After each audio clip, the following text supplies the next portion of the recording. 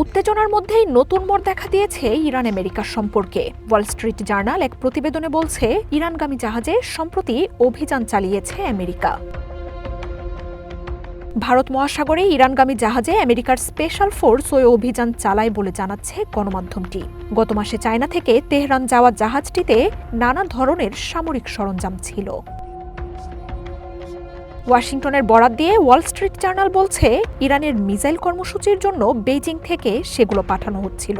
ভারত মহাসাগর পাড়ি দেওয়ার সময় জাহাজটিতে অভিযান চালিয়ে সেসব সামরিক সরঞ্জাম জব্দ করে আমেরিকার বাহিনী। পরে সামরিক সরঞ্জাম ধ্বংসের পর জাহাজটিকে ছেড়ে দেয়া হয়। আমেরিকা জানিয়েছে, ইরানের অস্ত্র তৈরি ও সামরিক সরঞ্জাম আমদানির গোপন কার্যক্রম বন্ধ করতেই প্রতিরক্ষা দপ্তর এমন পদক্ষেপ হাতে নিয়েছে। গত জুনে ইসরায়েলের সাথে যুদ্ধের পর নিজেদের সমরাস্ত্র মজুদ বাড়াতে চায়না থেকে ব্যাপক সামরিক সরঞ্জাম আমদানি করছে ইরান, এমন দাবি করে আসছে আমেরিকা। ইরানের মিসাইল কর্মসূচি ঠেকাতে ব্যাপক আন্তর্জাতিক বিধিনিষেধও জারি রেখেছে ওয়াশিংটন এবং এর মিত্ররা।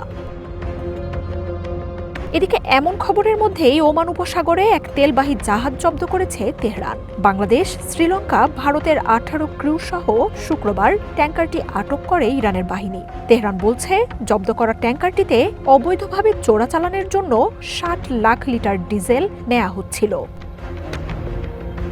মার্জিয়া উপমা, ওয়ান ইন্টারন্যাশনাল ডেস্ক।